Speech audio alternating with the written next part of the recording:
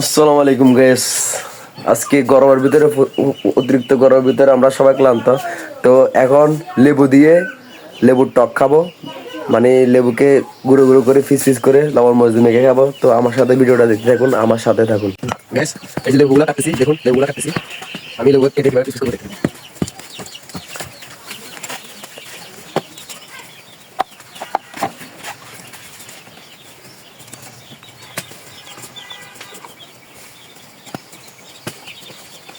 তো গাইস এখন এগুলোকে পিস করব, এই দেখুন।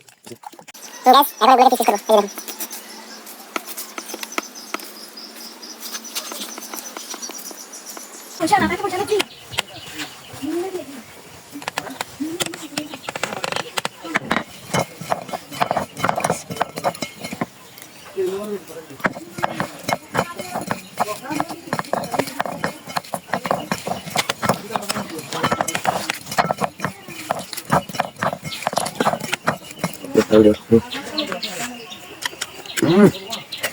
সেই সেই